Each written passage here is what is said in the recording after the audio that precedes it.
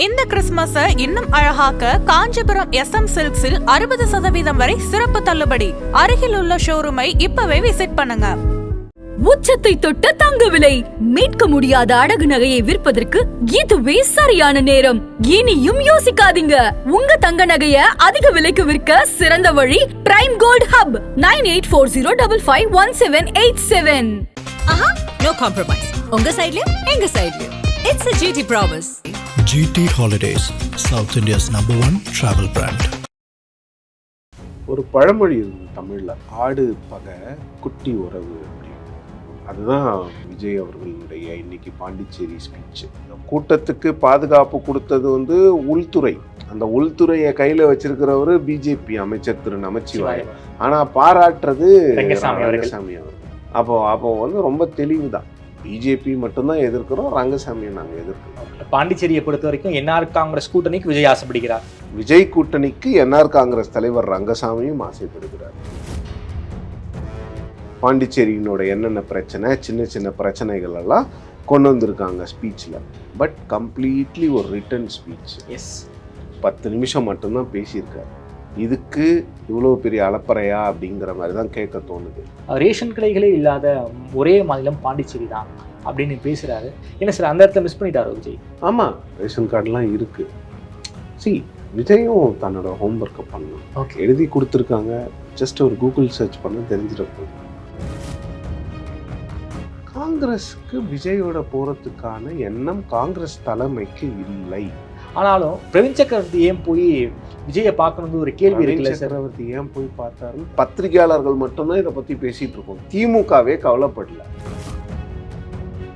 5 பேர் கொண்ட குழு ஸ்டாலின் அவர்களை போய் சந்திச்சிருக்காங்க. சீட் ஷேரிங்க்கு போனாங்களா? போய் வணக்கம் சொல்லிட்டு நாங்கள் உங்களோட தான் இருக்கிறோம், மற்றவங்க பேச்செல்லாம் நம்பாதீங்க, நாங்கள் உங்கள் கூட தான் இருக்கிறோம் தலைவர் சொல்லி அனுப்பிச்சாரு அப்படின்னு ஒரு சீல்டு கவரை கொடுத்துட்டு வந்திருக்காங்க. இதுதான் உண்மை. கேரளாவில் ஒரு நடிகரை நம்பி மக்கள் வாக்களிப்பார்கள் என்று ஒரு விஷயம் இருந்திருந்தால் மோகன்லாலும் மம்முட்டியும் இந்நேரம் கேரள மாநிலத்தினுடைய முதலமைச்சர்கள் ஆகியிருப்பார். இன்னொன்று, அப்போ விஜய் போய் தான் ஜெயிக்க வைக்கிற அளவுக்கு காங்கிரஸ் செயலிழந்து போயிருக்கா. இந்த எம்பிக்கள் எல்லாமே என்ன சொல்றாங்கன்னா, அதிகப்படியான சீட்டு வாங்குங்கன்னு மட்டும்தான் சொல்றாங்க. யாருமே விஜயோட போகணும்னு யாரும் சொல்லுவாங்க. நாம சீட்டு கேட்டு வாங்கி திமுக ஒரு வேளை அவங்களுக்கு மெஜாரிட்டி வரலன்னா நம்ம மந்திரி ஆயிடலாமோன்னு கணக்கெல்லாம் போட்டுக்கிட்டு இருக்காங்க, கனவு கண்டுகிட்டு இருக்காங்க காங்கிரஸ்ல. நீங்க என்னடான்னா காங்கிரஸ் திமுக விட்டு போயிடுமான்னு கேட்டுருக்கீங்க. காங்கிரஸ் தலைவர்கள் நிறைய பேர் கனவு உலகத்தில் இருக்கிறார்கள். விசிகே, சிபிஐ, சிபிஎம் இவங்களுமே டபுள் டிஜிட் மைண்ட் செட். எல்லாரும் கேட்பாங்க. MDMK தனி சின்னத்துல நிக்கணும்னு கேட்பாங்க. எல்லாருமே கேட்பாங்க. திமுக சீட்டை குறைக்காது. ஏத்துமா ஏத்தாதாங்கிறது நமக்கு தெரியாது. ஆனா க்ஷம குறைக்க மாட்டார் ஸ்டாலின். விஜய் அமித்ஷா சந்திப்பு நடக்க வாய்ப்பு இருக்குமா? அது NDA கூட்டணிக்குள்ள விஜய் அகாமடேட் நிச்சயமா இருக்காது. NDAக்குள்ளலாம் விஜய் போறதுக்கு அவர் பேசாம கட்சியை கலைச்சிட்டு போயிடலாம். ஆதனையர்களுக்கு அன்பு வணக்கம். இன்று நம்மோடு பெங்களூரிலிருந்து வெளிவரும் டெக்கான் ஹெரால்ட் ஆங்கில ஏட்டின் துணை ஆசிரியர் திருமிகு சிவப்பிரியன் அவர்கள் இருந்தார். வணக்கம் சார். வணக்கம் தாமரை சார், கரூர் துயர் சம்பவத்திற்கு பிறகு பக்கத்து மாநிலம் பாண்டிச்சேரிக்கு தன்னுடைய முதல் பயணத்தை அங்கிருந்து ஆரம்பிச்சிருக்காரு விஜய் அவர்கள். பாண்டிச்சேரியில் ஒரு தமிழ்நாட்டு அரசியலை பொறுத்த வரைக்கும் அந்த கண்டிஷன்ஸை நாம் பார்த்துருக்கவே மாட்டோம். அந்தளவுக்கு ரொம்ப கடுமையான கண்டிஷன்ஸை பாண்டிச்சேரி அரசாங்கம் போட்டிருந்தாங்க. அதையெல்லாம் தாண்டி வெற்றிகரமாக பாண்டிச்சேரியில் ஒரு மக்கள் சந்திப்பை விஜய் நடத்தியிருக்காரு. பாண்டிச்சேரி அரசியலை பொறுத்த வரைக்கும் அங்கே இருக்கக்கூடிய பிரச்சனைகளை பற்றி பேசியிருந்தார். அதையும் தாண்டி பாண்டிச்சேரியில் போய் திமுகவை நம்பாதீங்கன்னு திமுக எதிர்ப்பு அரசியலை பாண்டிச்சேரியிலையும் பேசியிருக்காரு.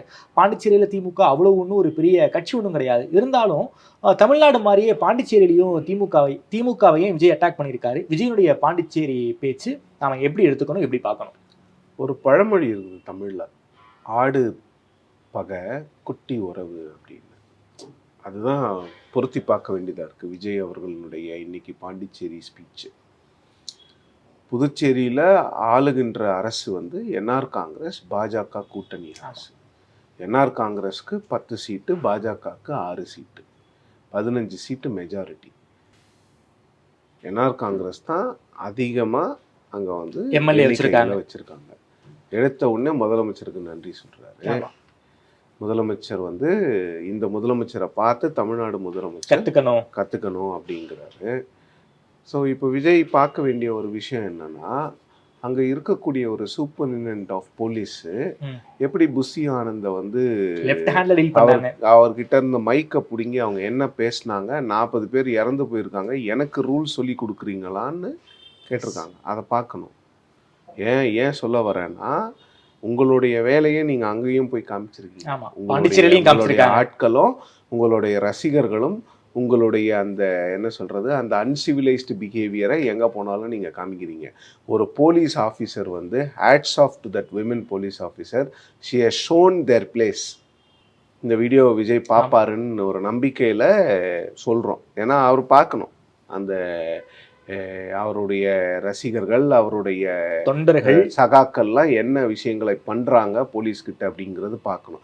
இதுவே ஒரு தமிழ்நாடு போலீஸ் ஆஃபீஸர் வந்து இதை பேசியிருந்தா இந்நேரம் விஜய் ஃபேன்ஸு, டிவிகே சப்போர்ட்டர்ஸ்லாம் எப்படி எடுத்திருப்பாங்க, எப்படி பேசியிருப்பாங்க. அதை வந்து டிஎம்கே வெர்சஸ் டிவிகேன்னு மாற்றிருப்பாங்க. இது இப்படியே இருக்கட்டும். அப்போது அவருடைய பேச்சு என்னென்னா, என்ஆர் காங்கிரஸை புகழ்கிறாரு.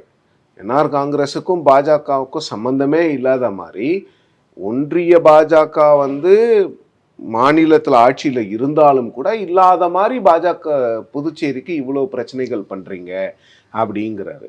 ஒரு விஷயம் நான் ஏற்றுக்கிறேன், விஜய் ஸ்பீச்சில் ஓரளவுக்கு வெல் ரிசர்ச் ஸ்பீச். பாண்டிச்சேரியினோட என்னென்ன பிரச்சனை, சின்ன சின்ன பிரச்சனைகள் எல்லாம் கொண்டு வந்திருக்காங்க ஸ்பீச்சில். பட் கம்ப்ளீட்லி ஒரு ரிட்டன் ஸ்பீச். 10 நிமிஷம் மட்டும்தான் பேசியிருக்காரு. இதுக்கு இவ்வளோ பெரிய அலப்பறையா அப்படிங்கிற மாதிரி தான் கேட்க தோணுது. அதுக்காக நான் வந்து ஒரு அரசியல்வாதி நீண்ட நேரம் பேசணும்லாம் சொல்ல வரல. இங்கே இருக்கக்கூடிய இந்த பொலிட்டிக்கல் டபுள் ஸ்டாண்டர்ட்ஸை வந்து கால் அவுட் பண்ணணும்னு.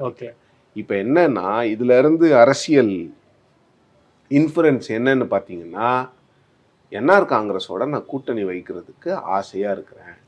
நானும் என்ஆர் காங்கிரஸும் கூட்டணி வைப்போம். அதனால தான் நான் வந்து ரங்கசாமியை இப்போ திட்டாமல் இருக்கிறேன். ஏன்னா நாளைக்கு நான் பாஜகவை திட்டினோம், ரங்கசாமி என்னோட சேர்ந்து திட்டுவார். ஸோ அதனால நான் இப்போதைக்கு ரங்கசாமியை டச் பண்ண மாட்டேன் அப்படிங்கிறது மட்டும்தான் இதில் அரசியல். பாண்டிச்சேரியை பொறுத்த வரைக்கும் என்ஆர் காங்கிரஸ் கூட்டணிக்கு விஜய் ஆசைப்படுகிறார். நிச்சயமாக ஆசைப்படுகிறார். விஜய் கூட்டணிக்கு என்ஆர் காங்கிரஸ் தலைவர் ரங்கசாமியும் ஆசைப்படுகிறார். இப்பவே வெளில வந்துட்டா பிஜேபி, இடி, சிபிஐ, ஐடி எல்லாத்தையும் வீட்டுக்கு அனுப்பிச்சிருவாங்கிறதுனால தான் எலெக்ஷனுக்கு கொஞ்ச நாளைக்கு முன்னால அனௌன்ஸ் பண்ணுவார். பாண்டிச்சேரியை பொறுத்த வரைக்கும் எலெக்ஷன் அனௌன்ஸ் பண்ணுறதுக்கு 3 நாள் கூட நீங்கள் கூட்டணி பேசிட்டு நீங்கள் போய் கண்டெஸ்ட் பண்ணலாம். ஏன்னா அது வந்து ரொம்ப ரொம்ப ஒரு சின்ன இடம். ஒரு 45,000 வாக்காளர்களை வந்து 15 நாளில் வந்து நீங்கள் 10 முறை போய் பார்க்கலாம். ஒரு முறை இல்லை, 10 முறை போய் பார்க்கலாம். அதனால பாண்டிச்சேரியில் 45,000 ஓட்டு தான் மேக்ஸிமம் ஒரு தொகுதிக்கு. அப்போ நீங்கள் என்ன உங்கள் ஐடியா என்னன்னா, எப்படியும் இந்த கூட்டணி வந்துடும். ஸோ அன்னைக்கு வந்து இவரை சப்போர்ட் பண்ணி பேசணுமேங்கிறதுக்காக காற்றுள்ள போதே தூத்துக்குள் கதை. ஓகே சார், அதாவது எம்ஜிஆர் வந்து தமிழ்நாட்டில் அதிமுக ஆரம்பிச்சிட்டாரு. அதுக்கு முன்னாடி வந்து பாண்டிச்சேரியில் ஆட்சியை பிடிச்சிருந்தாரு. அந்த வரலாறையும் தொட்டு வந்து விஜய் பேசுகிறார். விஜய் மனசுல அந்த ஆசை இருக்கு போல இருக்கு, நம்ம பாண்டிச்சேரியில் நம்மளுடைய ஆட்சி அமைஞ்சிடணும். நிச்சயமா இருக்கு. பாண்டிச்சேரியில இருந்து ஆரம்பிக்கணும் அப்படிங்கிற அந்த எண்ணத்தில் விஜய் இருக்கிறார். வந்து எந்த மாற்று கருத்துமே இல்லை. பாண்டிச்சேரியில இருந்து ஆரம்பிக்கணும்னு நினைக்கிறாரு. ஓகே, அது மட்டும் இல்லாம பாண்டிச்சேரியை வச்சு காங்கிரஸும் விஜயை வந்து எய்ம் பண்ணுவதாக ஒரு தகவல், சில ஹேஷியங்கள் போய்கிட்டு இருக்கு. பிரவீன் சக்கரவர்த்தி அவர்கள் விஜயை வந்து பார்த்தது, அதுக்கப்புறம் அதை வந்து செல்வப்பிரந்தை அவர்கள் மறுத்தது. இன்னைக்கு வந்து ஒரு ஸ்டேட்மெண்ட் கொடுத்துருக்காரு, விஜயை நான் போய் பார்த்ததுல எந்த ஒரு தவறும் கிடையாதுன்னு பிரவீன் சக்கரவர்த்தி ஒரு ஸ்டேட்மெண்ட் கொடுத்துருக்காரு. என்ன சார் போய்கிட்டு இருக்கு காங்கிரஸை பொறுத்த வரைக்கும்? காங்கிரஸுக்கு விஜயோட போறதுக்கான எண்ணம் காங்கிரஸ் தலைமைக்கு இல்லை. ராகுல் காந்திக்கு இல்லையா சார்? காங்கிரஸ் தலைமைன்னா அது ராகுல் காந்தியும் அடங்குறாரு. ஓகே, ஆனாலும் பிரவீன் சக்கரவர்த்தி ஏன் போய் விஜயை பார்க்கணும்னு ஒரு கேள்வி இருக்குல்ல. சக்கரவர்த்தி ஏன் போய் பார்த்தாருன்னு திமுகவே அதை பத்தி கவலைப்படல. நாம தான் பத்திரிகையாளர்கள் தான் கவலைப்பட்டு சார் இதை வச்சு. இல்ல பத்திரிகையாளர்கள் மட்டும்தான் இதை பத்தி பேசிட்டு இருக்கோம். திமுகவே கவலைப்படல. ஏதாவது பாத்தீங்களா திமுகவில் யாராவது இதை பத்தி பேசியிருக்காங்க? திமுகவுக்கு தெரியும் Praveen Chakravarthy is no one in Congress when it comes to decision making. அவர் யாருங்க? டேட்டா அனாலிட்டிக்ஸ் ப்ளஸ் வந்து ப்ரொஃபஷனல் காங்கிரஸோடைய சீஃப். அந்த மாதிரி 28 ஃப்ரண்டல் ஆர்கனைசேஷன் இருக்குது காங்கிரஸில். அந்த 28 பேரில் ஒருத்தர் அவர். அவர் ஜெனரல் செக்ரட்டரி ரேங்க் கூட கிடையாது அவருக்கு. 5 பேர் கொண்ட குழு வந்து ஸ்டாலின் அவர்களை போய் சந்திச்சிருக்காங்க. அந்த குழு எதுக்கு? சீட் ஷேரிங்க்கு போனாங்களா? போய் வணக்கம் சொல்லிட்டு நாங்கள் உங்களோட தான் இருக்கிறோம், மற்றவங்க பேச்செல்லாம் நம்பாதீங்க, நாங்கள் உங்கள் கூட தான் இருக்கிறோன்னு தலைவர் சொல்லி அனுப்பிச்சாரு அப்படின்னு ஒரு சீல்டு கவரை கொடுத்துட்டு வந்திருக்காங்க. இதுதான் உண்மை. ஓகே. காங்கிரஸை பொறுத்த வரைக்கும் இந்த இந்த இப்போ 5 பேர் குழு இருக்குல்ல, ஆமா. இந்த குழுக்கே வந்து டிசைடிங் அத்தாரிட்டி எல்லாம் கிடையாது. ஓகே. இந்த குழுவில் இருக்கிற எல்லா மெம்பர்ஸுமே ரிலேட்டிவ்லி ஜூனியர். ஒருத்தர் கூட ஜெனரல் செக்ரட்டரி ரேங்க் கிடையாது. ஆமா. ஸ்டாலின் கிட்ட கூட்டணி பேச்சுவார்த்தை பேசுவதற்கு வேணுகோபாலும் இன்னும் 2-3 ஜெனரல் செக்ரட்டரிஸ் வருவாங்க. கடந்த முறை அப்படிதான் நடந்தது. ஒவ்வொரு முறையும் 2019, 21, 24 ஏஐசிசி ஜெனரல் செக்ரட்டரிஸ் வந்துதான் ஓகே. கூட்டணி பேச்சுவார்த்தை நடத்தி அந்த அக்ரிமெண்ட்ல சைன் பண்ணி இருக்கிறாங்க. ஸோ அதனால ஏஐசிசி ஜெனரல் செக்ரட்டரி வேணுகோபால் அவர்களோ இல்லை மற்றவங்களோ நாங்கள் தான் அனுப்பிச்சோம் பிரவீன் சக்கரவர்த்தி அவர்களை அப்படின்னு சொல்கிற வரைக்கும் இது வந்து பர்சனல் மீட்டிங்காக தான் பார்க்கப்படும். ஏன்னா பிரவீன் சக்கரவர்த்தி என்பவர் வந்து காங்கிரஸில் அவ்வளவு பெரிய தலைவர் அல்ல. Okay sir. சார் நீங்கள் இப்படி சொல்கிறீங்க சார், ஆனால் பிரவீன் சக்கரவர்த்தி போய் விஜயை பார்க்கறது தமிழ்நாடு அரசியல் களத்தில் ஒரு டிபேட் ஆகுது. அது மட்டும் இல்லாமல் ராகுல் காந்தி இல்லை தாமரை செல்வன், டிபேட் மீடியால தான் ஆகுது. அதை பற்றி கவலைப்பட வேண்டிய திமுகவே கவலைப்படலையே. இல்லை சார், ராகுல் காந்தியுடைய ஒப்புதல் இல்லாமல் ஒரு விஜயை போய் பார்த்துருக்க மாட்டாரு. ஒப்புதல் கிடையாது. நான் வேற ஒரு விஷயத்த சொல்லுவேன், பட் பொது வெளியில் அதை பேசக்கூடாது. எல்லாத்துக்கும் ராகுல் காந்தியோட ஒப்புதல் வாங்கிட்டு தான் பிரவீன் சக்கரவர்த்தி பண்ணுவாருங்கிறதெல்லாம் நான் ஏற்றுக்கேன். அப்புறம் ஏன் சார் பிரவீன் சக்கரவர்த்திக்கு என்ன சார் அஜெண்டா இருக்கு? நான் உடச்சே கேட்கறேன் சார். இல்ல அஜெண்டால இல்ல சார், நான் ஓப்பனாவே கேட்கறேன். லாஸ்ட் 24ல வந்து அவருக்கு சீட் கொடுக்கல, அந்த கோவத்துல இப்படி பண்ணிக்கிட்டு இருக்காரா பிரவீன் சக்கரவர்த்தி? இருக்கலாம். மயிலாடுதுறை கேட்டாங்க, திமுகவும் ஒத்துக்கல, காங்கிரஸும் ஒத்துக்கல. அந்த கோவத்துல பிரவீன் சக்கரவர்த்தி இந்த வேலைகளை பார்த்துக்கிட்டு இருக்காரா? இருக்கலாம். ஓகே. நீங்க வந்து ஒரு தனி மனிதர் போனதை இவ்வளவு பெரிய விவாதத்துக்கு கொண்டு போக வேண்டிய அவசியமே இல்லை. இத முதல்ல அப்ஜெக்ட் பண்ணியிருக்க வேண்டியது திமுக. ஆமா, திமுகவே அப்ஜெக்ட் பண்ணல. ஏன்னா திமுகவுக்கு தெரியும் காங்கிரஸ் நம்மளோட தான் இருக்கிறாங்க அப்படின்னு. சார் அது மட்டும் இல்லாம குறிப்பாக பாண்டிச்சேரி பிளஸ் கேரளா, இங்க வந்து விஜய்க்கு ஒரு மிகப்பெரிய சப்போர்ட் சிஸ்டம் இருக்கு, இதை வச்சுட்டு நாம ஜெயிச்சிடலாம் அப்படிங்கிற ஒரு கருத்து, ஒரு பேச்சும் அடிபட்டுக்கிட்டே இருக்கே சார். அதை நீங்க எப்படி சார் பாக்குறீங்க? ஸ்பெகுலேஷனா மட்டும்தான் நான் பார்க்குறேன். ஓகே. கேரளால ஒரு நடிகரை நம்பி மக்கள் வாக்களிப்பார்கள் என்று ஒரு விஷயம் இருந்திருந்தால் மோகன்லாலும் மம்முட்டியும் இந்நேரம் கேரள மாநிலத்தினுடைய முதலமைச்சர்கள் ஆகியிருப்பார்கள். இல்லை. இன்னொன்னு, அப்போ விஜய் போய் தான் ஜெயிக்க வைக்கிற அளவுக்கு காங்கிரஸ் செயலிழந்து போயிருக்கா? அந்த கேள்வி எனக்கு இருக்கு சார். கேரளாவில் அவ்வளோ செயலிழந்து போயிருக்கா?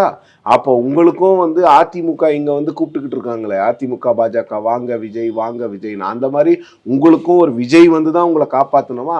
உங்களுக்கு தனியாக தேர்தலை போட்டியிட்டு வெல்லக்கூடிய அந்த சக்தி உங்களுக்கு கேரளாவில் இல்லையா? அப்போ எதுக்கு கட்சியை நடத்துறீங்க? கேரளாவில் கலைச்சிருங்க. இது என்னங்க இது? கேரளாவில் காங்கிரஸ் வந்து ஒவ்வொரு 5 வருடத்திற்கு ஒரு முறை வந்து அவங்க வந்து ஆட்சிக்கு வரக்கூடிய மாநிலத்துல விஜய் இல்லைன்னா அவங்களால ஜெயிக்க முடியாதுன்னு சொல்றது எவ்வளவு பெரிய நகைப்புக்குரிய ஒரு விஷயம் அது.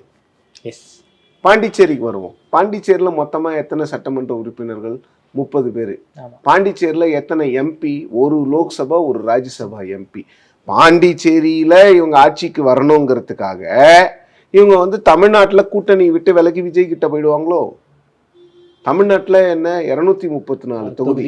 தமிழ்நாடு எவ்வளவு பெரிய மாநிலம், பாண்டிச்சேரி எவ்வளவு சிறிய ஒரு மாநிலம் கூட இல்லை, அது வந்து ஒரு யூனியன் டெரிட்டரி. இப்போ இந்த பேசுறவங்க தான் இதுக்கு பதில் சொல்லணும். நாம வந்து இதை போட்டுக்கிட்டு தலையை உடச்சிக்கிட்டு இருக்க கூடாது. பாண்டிச்சேரி இருக்கிறதுலயே ஒரு சின்ன யூனியன் டெரிட்டரி. அதுக்காக வந்து தமிழ்நாடு போன்ற ஒரு ஸ்டேட்டை விட்டு கொடுத்துட்டு விலகி வந்துட்டு திமுக வைத்திருக்கிற 32 அவர்களுடைய நாடாளுமன்ற உறுப்பினர்கள், அது இல்லாம அவங்களோட கூட்டணி கட்சிகளுடைய நாடாளுமன்ற உறுப்பினர்களுடைய எல்லா சப்போர்ட்டையும் காங்கிரஸ் தூக்கி போட்டு வந்துருவாங்களா? இன்னொன்னு, நாம பேசிக்கொண்டிருக்கிற நேரத்தில் ராகுல் காந்தி உட்பட காங்கிரஸ் எம்பிஸ் வந்து நீதிபதி ஜிஆர் சுவாமிநாதனை பதவி நீக்கம் செய்ய வேண்டும் அப்படிங்கிற அந்த பெட்டிஷன்ல சைன் போட்டிருக்காங்களா இல்லையா? இம்பீச்மென்ட் அத காங்கிரஸ்காரங்க கூட போயிருக்காங்களா இல்லையா? போயிருக்காங்கல்ல. அவங்க பர்மிஷன் ராகுல் கிட்ட வாங்காம போயிட்டாங்களோ? பிரவீன் சக்கரவர்த்தி மட்டும்தான் வாங்குவாரோ? ஓகே. இப்போது காங்கிரஸ் வந்து ரொம்ப தெளிவாக இருக்கிறாங்க. ஓகே. அஃபீஷியலாக நீங்கள் வரக்கூடிய இந்த 5 பேர் போனாங்க. ஆமாம். 5 பேர் அஃபீஷியலாக போய் முதலமைச்சரை பார்த்துட்டு வந்து பேட்டி கொடுத்தாங்க. ஆமாம். இப்போ தனியாக போனவரும் பேட்டி கொடுத்துருக்கணும். ஏன்னா ராகுல் காந்தி தான் அனுப்பிச்சாரு. ஆமாம். நான் ராகுல் காந்தி சொல்லி தான் போனேங்கிறத பகிரங்கமாக அவரை சொல்லுங்க. சொல்லாத வரைக்கும் அது வந்து காங்கிரஸால் அங்கீகரிக்கப்படாத மீட்டிங்காக தான் நான் எடுத்துப்பேன். Okay sir. தலைமையை மீறி ஏன் போய் பிரவீன் சக்கரவர்த்தி பார்க்கணும்? அது நீங்கள் அவரை தாங்க கேட்கணும் சார். குறிப்பாக தமிழ்நாட்டை பொறுத்த வரைக்கும் ஒரு 9 காங்கிரஸ் எம்பிக்கள் இருக்காங்க. அதில் ஒரு 3லிருந்து ஒரு 4 பேர் வரைக்கும் விஜய் கூட கூட்டணி போகணுங்கிற ஒரு மைண்ட் செட்டில் இருக்காங்களா? நிச்சயமாக இல்லை, நிச்சயமாக கிடையாது. ஓகே. ஆனால் அவங்க எல்லாருக்கும் கிரவுண்டில் என்ன சிச்சுவேஷனுங்கிறது தெரியும். ஓகே. அவங்களுக்கு நம்மளை விட அவங்களுக்கு நல்லா தெரியும். காங்கிரஸுக்கு கேடர் ஸ்ட்ரென்த் கிடையாதுன்னு அவங்களுக்கு தெரியும்.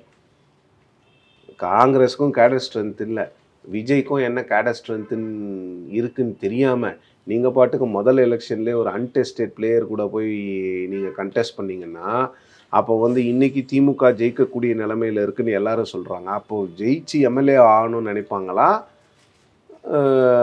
இல்லை வந்து போயிட்டு அவங்களோட போயிட்டு அதிக சீட்டு வாங்கணும்னு நினைப்பாங்களா? சீட்டு முக்கியமாக எம்எல்ஏ முக்கியமா? இன்னொன்றும் நான் கேட்குறேன், இது இப்படியே போயிட்டு இருந்துச்சுன்னு வச்சுக்கோங்களேன், எனக்கு தெரிந்து எம்பிக்கள் யாரும் பெருமளவில் வந்து விஜயோட போனோம்லாம் யாரும் சொல்லலை. அப்படியே அந்த எம்பி சொன்னாலும் கீழே இருக்கிறவங்க என்ன தெரியுமா சொல்லுவாங்க, என்னப்பா நீ திமுக ஆதரவோட நீ எம்பி ஆகிட்ட, நாங்கள் எம்எல்ஏ ஆகக்கூடாதுன்னு எங்களை தடுக்கிறையான்னு தான் கேட்பாங்க. ஏன்னா அந்த எம்பி எந்த எம்பியும் வந்து இப்போ எம்எல்ஏ ஆக போகுது.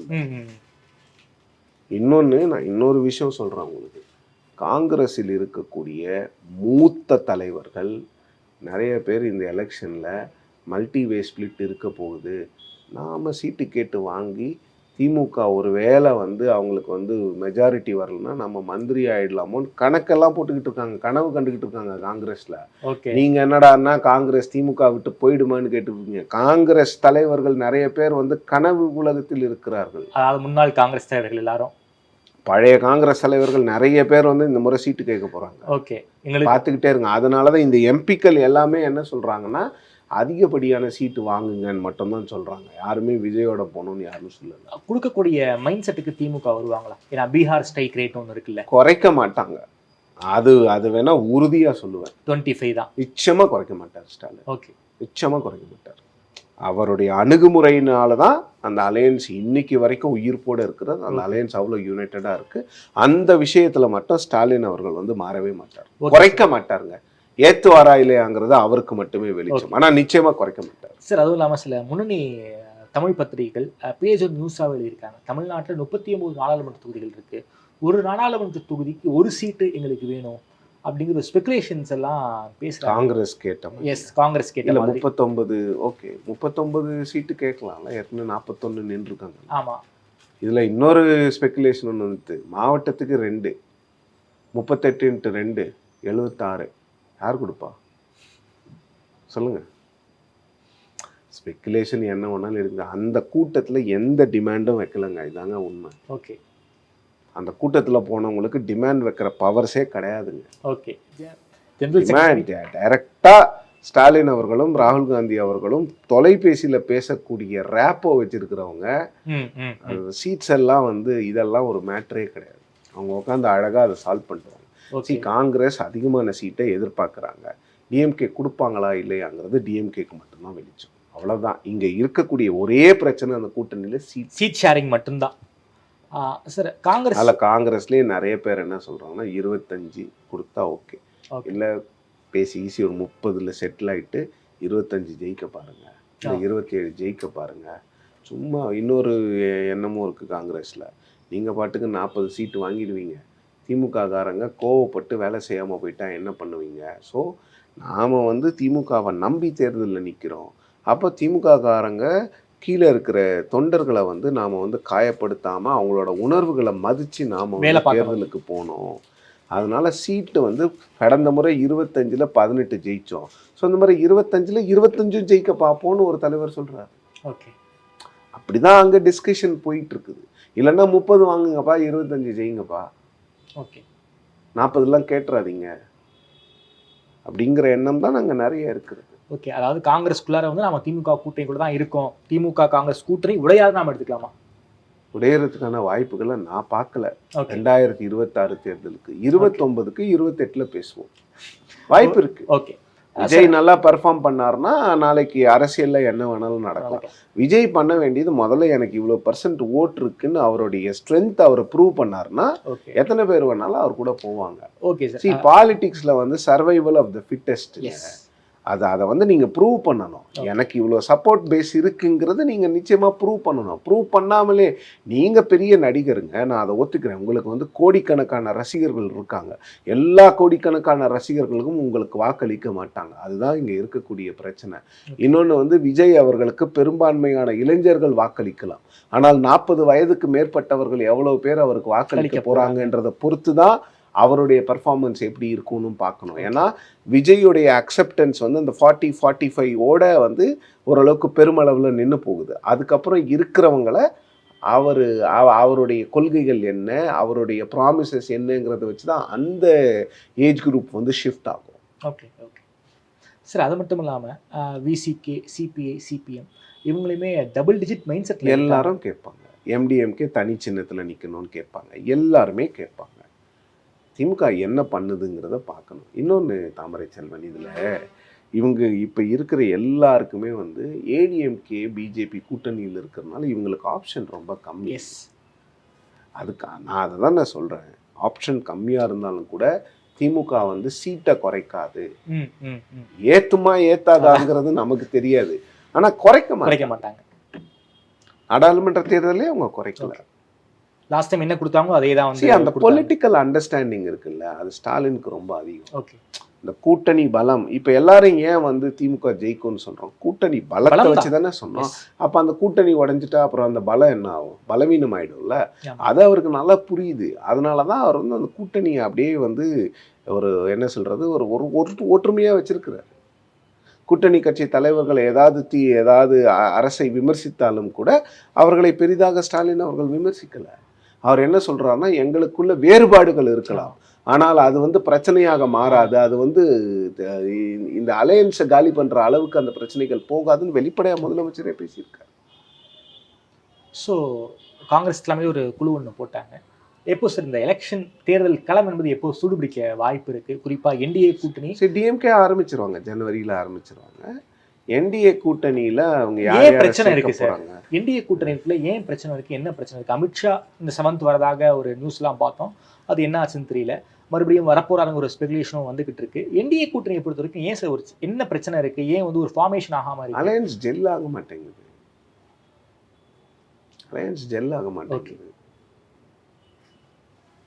அலையன்ஸ் வந்து முதல்ல இருந்தே அந்த அலையன்ஸ் ஜெல் ஆகலை. அதுதான் பிரச்சனை. ஒரு பக்கம் பிஎம்கே சண்டை போட்டு அவங்களுக்குள்ள பிரச்சனை இருக்கு. சின்ன முடக்கப்படும் நிலைமை வருது. ஆமா, தேமுதிக எந்த பக்கம் போலான்னு வெயிட் பண்ணிட்டு இருக்காங்க. ஓபிஎஸ் சமீபத்தில் அமித்ஷா அவர்களை பார்த்துட்டு ஓபிஎஸ் வந்து கொஞ்ச நாளைக்கு வெயிட் பண்ணுவார். அவர் எந்த ஒரு முடிவும் எடுக்க மாட்டார். டிடிவி வெளில தான் இருப்பேன், நான் எடப்பாடியை ஏற்றுக்க மாட்டேன் அப்படிங்கிறார். அதுவும் இல்லாமல் அவர் விஜய்க்கு ஒரு ஆப்ஷனை ஓப்பன் பண்ணி வச்சிருக்காரு. நிச்சயமா அவர் விஜயோட சேருவதற்கான வாய்ப்புகளை நான் ரொம்ப பிரகாசமாக பார்க்குறேன். விஜய் தலைமையில் ஒரு கூட்டணி உருவாயிடுச்சுன்னா என்டிஏ கூட்டணியை 3வது இடத்துக்கு தள்ளுங்கிற ஒரு ஸ்டேட்மெண்ட்டை வந்து டிடிவி 3வது இடத்துல ஒரு சில இடங்களில் தள்ளலாம். ஒட்டுமொத்தமாக தமிழ்நாட்டு அளவில் தள்ள முடியாது. ஓகே, அது கஷ்டம். அதுக்கு வந்து அப்போது தள்ளணும்னா அப்போ விஜய் வந்து ரொம்ப உழைக்கணும். ஜனவரியிலேருந்து அவர் வந்து தினமும் பிரச்சாரத்துக்கு போகணும். அவருடைய அந்த பிரச்சாரம் வந்து அவ்வளோ பவர்ஃபுல்லாக இருக்கணும். பிரச்சாரமும் முக்கியம் தாமரை செல்வன். நீங்கள் இப்போ நீங்கள் மாதத்துக்கு ஒரு முறை 2 மாதத்துக்கு ஒரு முறை பேசுகிறீங்க. மக்கள் வந்து எழுச்சியாக எல்லாத்தையும் பண்ணுறாங்க, எல்லாம் பண்ணுறாங்க. நான் இல்லைன்னு சொல்ல. உங்கள் ரசிகர்கள் நீங்கள் என்ன பேசினாலும் ஓட்டு போட்டுருவாங்க. ஆனால் ரசிகர்கள் மட்டுமே வந்து உங்களை முதலமைச்சராக்க முடியாது. உங்கள் கட்சியை ஆளும் கட்சியாக அரியணையில் அமர வைக்க முடியாது. அப்போ நீங்கள் எல்லாருக்கும் கேட்டர் பண்ணணும் போது நீங்கள் நிறைய உழைக்கணும், நீங்கள் நிறைய பேசணும். உங்களுடைய மேனிஃபெஸ்டோ என்ன, நீங்கள் மக்களுக்கு என்ன செய்ய போகிறீங்க, நீங்கள் வந்து மக்களினுடைய பொருளாதாரம் மேம்படுத்தணும்னு சொல்லியிருக்கீங்க. காஞ்சிபுரத்தில் எப்படி மேம்படுத்த போகிறீங்க? அவர் கார் இருக்கணும்னு சொல்லியிருக்காருல, அது நான் தவறுன்னு சொல்ல. அந்த காரை எப்படி கார் வாங்குவதற்கான அந்த என்ன சொல்கிறது அந்த கெப்பாசிட்டியை எப்படி கொடுக்க போகிறீங்கிறத தெளிவாக சொல்லணும். டியூ கிரெடிட் டிஎம்கே ஏடிஎம்கே மாதிரி மேனிஃபெஸ்டோ, எஸ்பெஷலி டிஎம்கே மாதிரி ஒரு மேனிஃபெஸ்டோ ப்ரிப்பேர் பண்ணுறதுக்கு வந்து அது எந்த கட்சியுமே கிடையாது. அவங்க வந்து ஒரு குழு போட்டு மேனிஃபெஸ்டோ ப்ரிப்பேர் பண்ணுவாங்க. அந்த குழு தேர்தல் வந்து அறிக்கை ஊர் ஊரா போயிட்டு உட்காந்து பேசுவாங்க. அது இந்த தேர்தல் அறிக்கை இந்த தேர்தலுடைய கதாநாயகியா இருக்கும்னு அப்படின்னு சொல்லுவாங்க திமுக. அவங்க மேனிஃபெஸ்டோவை பொறுத்த வரைக்கும் 2020 2006 அந்த கலர் டிவி தான் கதாநாயகன். ஸோ விஜய் என்ன மைண்ட் செட்டில் சார் இருக்காரு? அவருடைய ஸ்பீச் எல்லாம் பார்க்கும்போது ஒரு டெம்ப்ளேட்டாக இருக்கிற மாதிரி இருக்குது. அந்த ஸ்பீச்சில் வந்து ஒரு மிகப்பெரிய ஒரு டெப்த் இருக்கிற மாதிரி தெரியல. ஒரே டெம்ப்ளேட், அந்த ஊரை பெருமையாக பேசுவார், அந்த ஊரில் இருக்கிற பிரச்சனையை பற்றி பேசுவார், திமுக அட்டாக், இதே பாணியில் ஒரு பேச்சு போய்கிட்டு இருக்கு. ஒரு பத்திரிகையாளராக பார்க்கும்போது நமக்கே அது சலிப்பு தட்டிடுதே சார். விஜயோடைய ஸ்பீச்சில் இவ்வளோ தான் இருக்குது அப்படிங்கிற. விஜய் இன்னும் ஏன் எஃபர்ட்ஸ் போட மாட்டேங்கிறாரு? நமக்கு ஸ்பீச்சு சலிப்பு தட்டுது, கேட்க வர ஃபேன்ஸ்க்கு தட்டலையே. அதையும் பார்க்கணும்ல. ஓட்டு போட போகணும்னு நினைக்கிறவங்க போட தானே போகிறாங்க. ஆமாம், அதை நாம் ஒன்றும் மாற்ற முடியாதுல்ல, யாராலையும் அதை மாற்ற முடியாது. சரி, அவருக்கு வந்து ஒரு டெம்ப்ளேட் இருக்குதுங்க. திமுகவை திட்டினா ஆட்சிக்கு வந்த எக்ஸாம்பிள் இருக்குது. எம்ஜிஆரும் ஜெயலலிதாவும் வந்திருக்காங்க. நான் ஏன் ரொம்ப கஷ்டப்படணும்? நான் இவங்களை திட்டிக்கிட்டே நான் முதலமைச்சர் ஆகிடுறேன். ஈஸி ரூட்டு, அது ஒன்றும் தப்பும் இல்லை. இல்லை, அப்படி அவங்க திட்டி ஆட்சியை பிடிச்சிருக்காங்க சார். ஆனாலும் கீழே கிராஸ் ரூட்டில் அந்தளவுக்கு கட்சிக்காரங்க வேலை பார்த்துருக்காங்க. இங்கே விஜய் கட்சியை பொறுத்த வரைக்கும் அது ஒரு பெரிய மேஜர் மிஸ்ஸிங்காக இருக்குல்ல. 26க்கு அப்புறம் பண்ணுவாங்க, பாடம் கற்றுப்பாங்க. Okay, they will learn a lesson.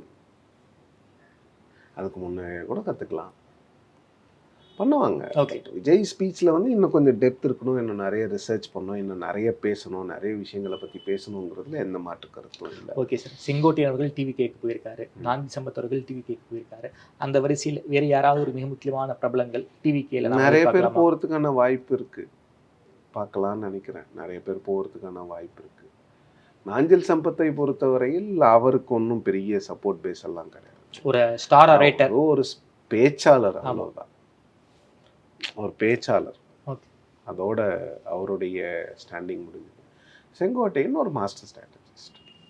Okay sir. இந்த எலெக்ஷனை பொறுத்த வரைக்கும் கருத்து கணிப்புனா உங்களுக்கு கேட்க விரும்பல, எப்படி சார் இருக்க வாய்ப்பு இருக்கு? களம் எப்படி இருக்கு? களம் யாருக்கு சாதகமாக இருக்கு? எப்படி இருக்கு? எப்படி போக வாய்ப்பு இருக்கு? சரி, நீங்கள் முழுக்க அலையன்ஸ் ஸ்ட்ரென்த்தை வச்சு பார்த்தீங்கன்னா டிஎம்கேவுக்கான வாய்ப்புகள் இருப்பதாக தெரிகிறது. அந்த ஆன்டி இன்கம்பன்சிங்க ஒரு ஆன்டி இன்கம்பன்சி இருக்குங்க, இல்லைன்னுலாம் யாருமே சொல்ல. ஓகே, அது திமுக உணர்ந்திருக்காங்களா? நல்லா இருக்கு ஆன்டி இன்கம்பன்சி, ரொம்ப ரொம்ப நல்லா இருக்கு ஆன்டி இன்கம்பன்சி. அந்த ஆன்டி இன்கம்பன்சியை ட்ரம்ப் பண்ணுற ஒரே ஃபேக்டரு ஏடிஎம்கே, விஜய், நாம் தமிழர்னு அந்த ஆன்டி கவர்மெண்ட் ஓட்ஸ் வந்து 3 பக்கம் செதறுது. ஓகே, அது ஒன்று தான் டிஎம்கேவை காப்பாற்றுது. அது டிஎம்கேக்கும் தெரியும். அதனால தான் சொன்னேன், அலையன்ஸை விட மாட்டாங்க டிஎம்கே, சீட்டை குறைக்க மாட்டாங்க, சீட்டை அப்படியே அந்த சீட்டை கொடுத்துருவாங்க. டிஎம்கேக்கு தெரியும் அரசியல் என்னன்னு, திமுகவுக்கு தெரியும். ஆன்டி இன்கம்பன்சி இல்லைன்னு எந்த கவர்மெண்ட் மேலேயும் ஆன்டி இன்கம்பன்சி இல்லாமல் இருக்காது. அப்படி வந்து எல்லாரும் வியக்கத்தக்க வகையில் ஆட்சி செய்வதற்கு யாரும் இன்னும் பிறக்கவில்லை. Okay sir. சார், குறிப்பாக அமித்ஷா வரப்போறாரு, ஈசிஆரில் தங்க போறாருங்கிற செய்திகள்லாம் வந்துகிட்டு இருக்கு. விஜய் அமித்ஷா சந்திப்பு நடக்க வாய்ப்பு இருக்குமா? அல்லது என்டிஏ கூட்டணிக்குள்ள விஜய் அகாமடேட்? நிச்சயமா இருக்காதுங்க, என்டிஏக்குள்ளெல்லாம் விஜய் போக மாட்டார். ஓகே, அது பிளண்டர்னு அவருக்கே தெரியும். அவ்வளோதான். அதுக்கு போகிறதுக்கு அவர் பேசாமல் கட்சியை கழிச்சிட்டு போயிடலாம். ரஜினி மாதிரி ஏதாவது ஒரு எஸ்கேப் ரூட்டை வாங்கி ஸ்ட்ரைட்டாக போகிறதுக்கு முதல்ல லெஃப்டில் ரைட்டில் எங்கேயாவது இண்டிகேட்டரை போட்டு திருப்பிட்டு வீட்டுக்கு போயிடலாம். அதெல்லாம் பண்ண மாட்டேன். Okay, will not join NDA. ஆனாலும் என்டிஏ வந்து விஜய்க்காக காத்திருக்காங்க போல. அவங்க காத்திருக்கிறாங்க, அது எல்லாரும் காத்திருக்கிறாங்க. அது ஒன்றும் வாங்க வாங்க வாங்கன்னு கூப்பிட்டு தானே இருக்காங்க. ஆனால் போக மாட்டாங்க. போகிறதுக்கான வாய்ப்பை நான் பார்க்கல சார். குறிப்பாக இந்த விஜயனுடைய இந்த பாண்டிச்சேரி ஸ்பீச்சை பொறுத்த வரைக்கும் ரேஷன் கடைகளே இல்லாத ஒரே மாநிலம் பாண்டிச்சேரி தான் அப்படின்னு பேசுகிறாரு. அதற்கான எதிர்வினைகளும் வந்துக்கிட்டு இருக்கு. அதை நீங்கள் பார்த்துருப்பீங்கன்னு நினைக்கிறேன். என்ன சார், அந்த இடத்துல மிஸ் பண்ணிட்டாரோ விஜய்? ஆமாம், ரேஷன் கார்டு திறந்துருக்காங்க, ரேஷன் கார்டெலாம் இருக்குது. விஜயும் தன்னோட ஹோம்ஒர்க்கை பண்ணாங்க, எழுதி கொடுத்துருக்காங்க. ஜஸ்ட் ஒரு கூகுள் சர்ச் பண்ண தெரிஞ்சிட போகுது. ரேஷன் கடையே இல்லாத மாநிலம் அப்படின்னு டக்குன்னு புரி தட்டணும். அது என்ன அது அப்படின்னு ஒரு கியூரியாசிட்டியில் எடுத்து பார்த்துருந்தாருன்னா விவரம் புரிஞ்சிருக்கும். அது மட்டும் இல்லை, இந்த கூட்டத்துக்கு பாதுகாப்பு கொடுத்தது வந்து உள்துறை. ஆமாம், அந்த உள்துறையை கையில் வச்சிருக்கிறவர் பிஜேபி உறுப்பினர், பிஜேபி அமைச்சர் திரு நமச்சிவாயம். ஆனால் பாராட்டுறது ரங்கசாமி அவர்களை. அப்போ வந்து ரொம்ப தெளிவு தான். பிஜேபி மட்டும்தான் எதிர்க்கிறோம், ரங்கசாமியை நாங்கள் எதிர்க்கல. ரங்கசாமியோட கூட்டணிக்கு போவதற்கான வாய்ப்புகளை நாங்கள் பார்க்குறோம். நாங்கள் அவரோட சேர்ந்து நாங்கள் ஆட்சி அமைச்சிருவோம் அப்படிங்கிறது தான் விஜய் சொல்ல வர்றதான் நான் கணக்கு. ஓகே சார், ஓகே சார், ரொம்ப நன்றி சார். குறிப்பாக தமிழ்நாடு அரசு தொடர்பான பல்வேறு கேள்விகளுக்கு ரொம்ப விரிவாக பதில் சொல்லியிருக்கீங்க. நேரம் கொடுத்து பேசியமைக்கு நன்றி சார். நன்றி தாமரை.